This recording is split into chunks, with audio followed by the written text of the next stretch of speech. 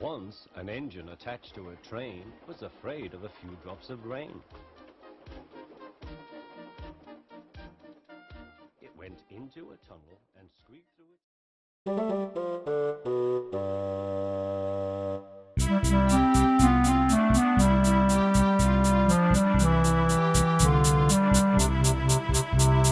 The China Clay Works at Brendam is a very important place.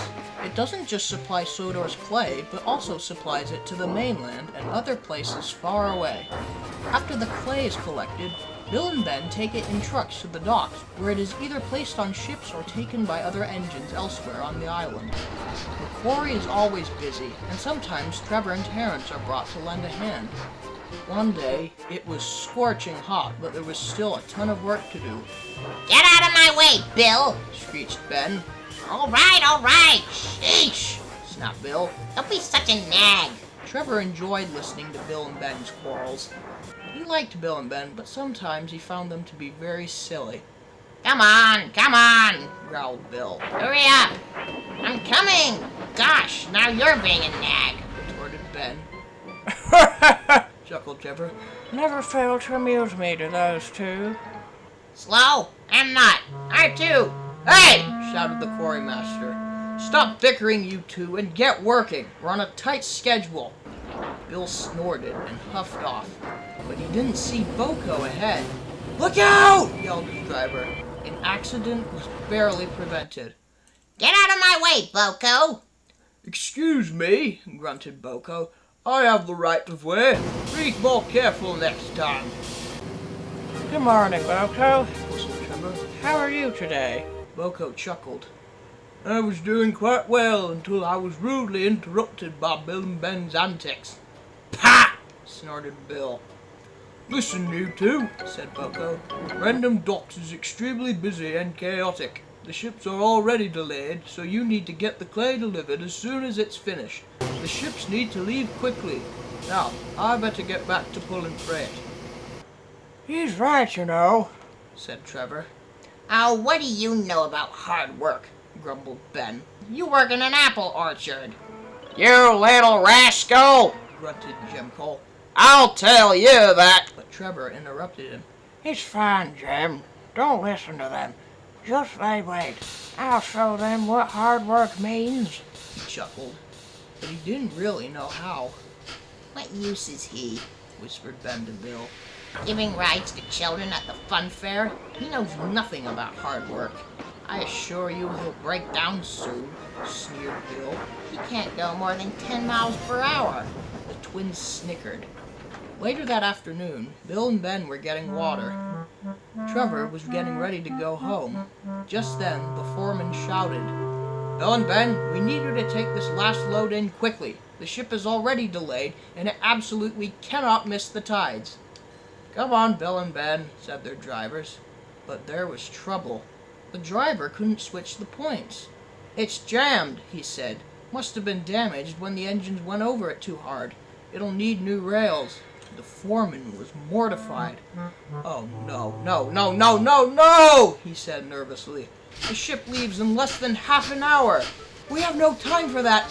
Oh, dear, if the ship misses the tides, we'll be delayed for the whole night. And the businesses will suffer. Oh, no. He scratched his head hard, trying to think of a solution. Ugh, it's not even a mile to Brendam. Oh, only if we could pull the train ourselves. Just then, Trevor had an idea. Sir, you say it's less than a mile, he said. What if I pulled it? Bill and Ben burst out laughing. I don't think that'd be very logical, said Jim Cole, but the foreman was delighted. Now, that's actually not a bad idea. In fact, it's brilliant. Your wheels are built to endure bumpy surfaces like sleepers. Do you think you have the strength to pull the weight of all those trucks? I'll give it a jolly good try. So Trevor puffed onto the rails and was hitched to the trucks. All right, boy, said Jim Cole. Show him what you've got. Trevor gave a great heave. At first, his wheels were slipping and the foreman was anxious. At last, Trevor found his grip. I've done it! He panted. Well done, Trevor, everyone cried as Trevor slowly but surely puffed onward. It's not far at all from the quarry to the docks, but to Trevor it seemed like ages. Going no more than 5 miles per hour, Trevor struggled on. Keep going, boy, encouraged Jim Cole. Time is crucial. I know. Panted Trevor.